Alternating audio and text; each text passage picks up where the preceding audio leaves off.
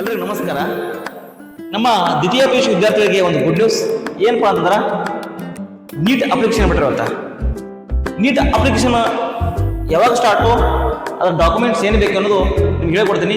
ಎಲ್ಲ ನಮ್ಮ ದ್ವಿತೀಯ PUC ವಿದ್ಯಾರ್ಥಿಗಳು ಗಮನವಿಟ್ಟು ಕೇಳಿ. ಏನಪ್ಪಾ ಅಂತಂದ್ರೆ ಇವತ್ತಿಂದ ಅಪ್ಲಿಕೇಶನ್ ಸ್ಟಾರ್ಟ್. ಮತ್ತೆ ಎಂಡ್ ಯಾವಾಗಪ್ಪ ಅಂತಂದ್ರೆ ಮಾರ್ಚ್ 8ನೇ ತಾರೀಕು ಎಂಡ್ ಆಗ್ತದೆ. ಅಪ್ಲಿಕೇಶನ್ ಹಾಕೋದು ಏನಂತಂದ್ರೆ ಮಾರ್ಚ್ 8ನೇ ತಾರೀಕು ಎಂಡ್ ಆಗ್ತದ. ಮತ್ತೆ 10 ಮತ್ತು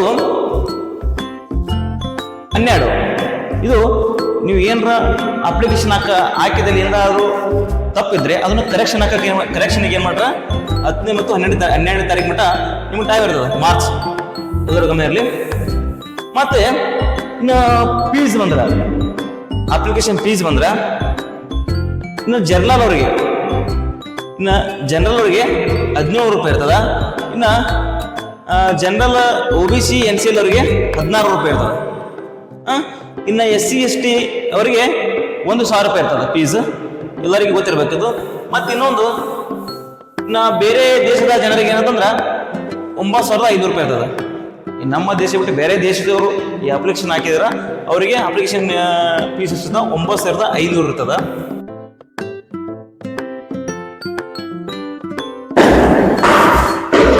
ಡಾಕ್ಯುಮೆಂಟ್ಸ್ ಇಲ್ಲೇ ನೋಡಿ, ಇವೆಲ್ಲ ಡಾಕ್ಯುಮೆಂಟ್ಸ್ ಯಾವ್ಯಾವ ನಿಮಗೆ ಡಾಕ್ಯುಮೆಂಟ್ಸ್ ಅನ್ನು ಎಲ್ಲರಿಗೂ ಮೊದಲಿಂದ ಗೊತ್ತಿರ್ಬೋದು. ಆದ್ರೆ ಗೊತ್ತೇ ಇರಲಾರಂತ ವಿದ್ಯಾರ್ಥಿಗಳು ನೋಡ್ಬೇಕು. ನೋಡಿ ಡಾಕ್ಯುಮೆಂಟ್ಸ್ ಇಟ್ಕೊಳ್ರಿ ಕರೆಕ್ಟ್ ಆಗಿ. ಮೊದಲನೇದಾಗಿ ಪಾಸ್ಪೋರ್ಟ್ ಸೈಜ್ ಫೋಟೋ ಎಲ್ಲರಿಗೂ ಗೊತ್ತಿರ್ಬೇಕಿದು. ಈ ಪಾಸ್ಪೋರ್ಟ್ ಸೈಜ್ ಫೋಟೋ ರೆಡಿ ಬಿಟ್ಕೊಳ್ರಿ. ಮತ್ತೆ ಎರಡನೇದಾಗಿ ಆಧಾರ್ ಕಾರ್ಡ್ ನೀವು ಯಾರು ತಿದ್ದುಪಡಿ ಮಾಡಿಲ್ಲೋ ಈಗ ಬೇಗನೆ ತಿದ್ದುಪಡಿ ಮಾಡ್ಕೊಳ್ರಿ. ನಾವು ಒಂದು ತಿಂಗಳು ಟೈಮ್ ಐತಿ. ಇನ್ನೊಂದು ನಿಮ್ಮ ಹಳೆ ಕಾಲದ ಯಾವ ಫೋಟೋ ಅಂದ್ರೆ ಅದನ್ನು ಅಪ್ಡೇಟ್ ಮಾಡ್ಕೊಡ್ರಿ. Mobile number update mobile number compulsory. Mobile OTP ಹೋತಾವ ಅದನ್ನು ಕಂಪಲ್ಸರಿ ಏನು ಮಾಡಬೇಕು, ನಮ್ಮ ಆಕ್ಟಿವ್ ಇರುವಂಥ ಮೊಬೈಲ್ ನಂಬರ್ನು ಹಾಕೊಳ್ರಿ. ಮತ್ತೆ ಮೂರನೇದು ಬಂದು ಇನ್ಕಮ್ ಕಾಸ್ಟ್ ಇಂಗ್ಲೀಷ್ನಲ್ಲಿ ಇರಬೇಕು. ಯಾಕಂದ್ರೆ ಅದು ಸೆಂಟ್ರಲ್ ಗೌರ್ಮೆಂಟ್ ಇರ್ತದ, ಅದರ ಸಲುವಾಗಿ ಇಂಗ್ಲೀಷ್ನಲ್ಲಿ ತೆಗೆದಿಟ್ಕೊಳ್ರಿ.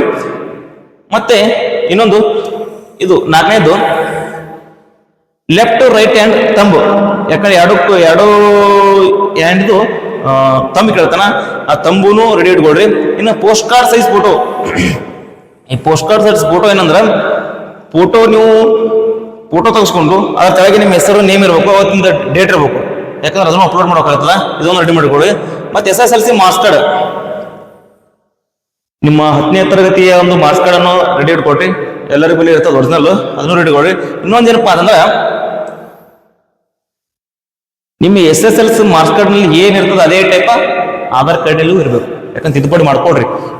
ನಿಮ್ಮ ನೇಮು 2 ಸೇಮ್ ಇರಬೇಕು. ನಿಮ್ಮ ಡೇಟ್ ಆಫ್ ಬರ್ತು 2 ಇದರಲ್ಲಿ ಸೇಮ್ ಇರಬೇಕು.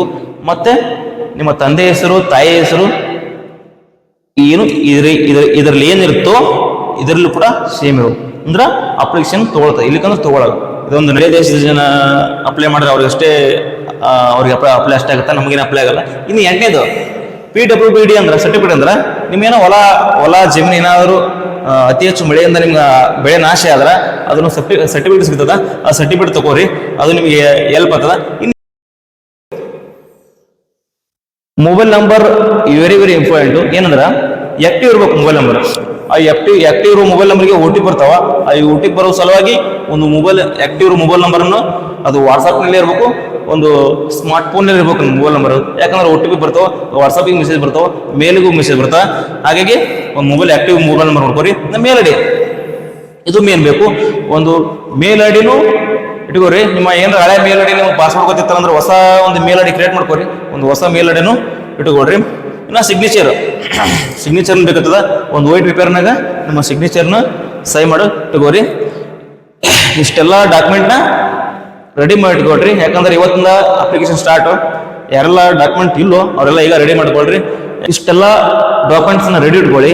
ಯಾಕಂದ್ರೆ ಇನ್ನೂ 1 ತಿಂಗಳು ಟೈಮ್ ಐತಿ ನಿಮಗೆ. ಅಷ್ಟರಲ್ಲಿ ಎಲ್ಲ ಡಾಕ್ಯುಮೆಂಟ್ ರೆಡಿ ಇಟ್ಕೊಂಡು ಅಪ್ಲಿಕೇಶನ್ ಹಾಕೊಡ್ರಿ. ಎಲ್ಲರಿಗೂ ಒಳ್ಳೇದಾಗಲಿ. ಇನ್ನೊಂದು ನಮಗೆ ನೀಟ್ ಆಗಲಿ CET ಆಗಲಿ ಯಾವುದೇ ಒಂದು ಅಪ್ಡೇಟ್ ಬಂದರೆ ನಿಮಗೆಲ್ಲ ತಿಳಿಸ್ತೀವಿ. ಹಾಗಾಗಿ ನಮ್ಮ ಹಬ್ಬಿದೆ ಗ್ರೂಪ್ ಆಫ್ ಇನ್ಸ್ಟಿಟ್ಯೂಟ್ ಏನೈತಲ್ಲ ಈ ಒಂದು ಯೂಟ್ಯೂಬ್ ಚಾನಲ್ ಐತಿ, ಯೂಟ್ಯೂಬ್ನ ಸಬ್ಸ್ಕ್ರೈಬ್ ಮಾಡ್ಕೊಡಿ. ಯಾರು ಸಬ್ಸ್ಕ್ರೈಬ್ ಮಾಡ್ಕೊಂಡಿಲ್ಲ ಅವರೆಲ್ಲ ಸಬ್ಸ್ಕ್ರೈಬ್ ಮಾಡ್ಕೊಡ್ರಿ. ನಿಮ್ಮ ಎಲ್ಲ ಅಪ್ಡೇಟ್ ನಿಮಗೆ ನೋಟಿಫಿಕೇಶನ್ ಬರ್ತಾವ, ಅವಾಗ ನಿಮ್ಗೆ ಅಪ್ಡೇಟ್ ತಿಳಿಸ್ತೀವಿ. ಎಲ್ಲರಿಗೂ ನಮಸ್ಕಾರ.